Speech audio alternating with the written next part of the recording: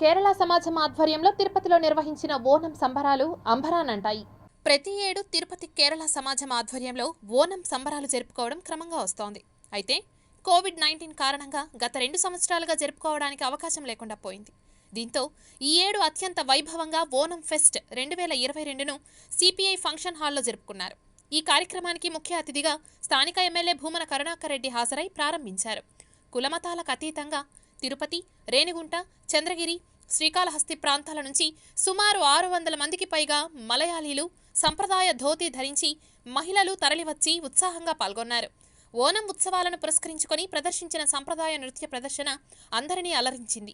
ప్రతి సంవత్సరం మహాబలి రాజుగా వేషం ఈ వేడుకల్లో ప్రత్యేక ఆకర్షణగా నిలిచింది.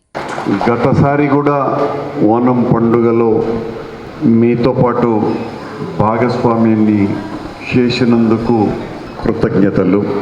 వేదిక మీద ఉన్నటువంటి పెద్దలందరికీ కూడా వినమ్రంగా నమస్కరిస్తూ, ఈ దేశంలో కేరళ రాష్ట్రానికి ఒక విభిన్న ప్రత్యేక స్థానం ఉన్నది. దేశంలోనే ఎప్పుడో 30-40 సంవత్సరాల క్రితమే అత్యధిక అక్షరాస్యత ఉన్న రాష్ట్రం కేరళ. మిగతావి ఏ 20% కూడా లేనటువంటి రోజులలోనే 80% నమోదు చేసుకున్నటువంటి రాష్ట్రం కేరళ. ఇప్పుడంటే మిగతా రాష్ట్రాలు కూడా అందుకొని ఉండొచ్చు, కానీ ఈ పాటికి కేరళ 100% అక్షరాస్యతకు చేరుకొని ఉంటుంది. అంత చైతన్యవంతమైన రాష్ట్రం కేరళ.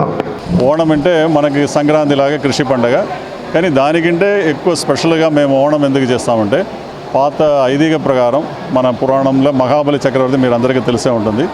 ఆ మహాబలి చక్రవర్తి మా కేరళ జనాలందరూ తన జనాలు అట్లని చెప్పి ఆయనకి చాలా ఇదని మేము అనుకుంటున్నాము. సో అప్పుడు ఆయన పాదాల్లోకం పోయినప్పుడు విష్ణుమూర్తి దగ్గర ఒక కోరిక తీసుకున్నారు, ఒక బోన్ తీసుకున్నారు. మా ప్రజలందరూ ప్రతి సంవత్సరం మేము వచ్చి నేరుగా కలిసి వాళ్ళు మంచి చెడు చూసుకుని వెళ్ళాలా అట్లని చెప్పి ఆయన కోరిక ప్రకారమే ఈరోజు ఆయన మా కేరళ జనాలన్నీ మీట్ అవ్వడానికి సందర్శించడానికి వస్తారని మేము అనుకుంటున్నాము.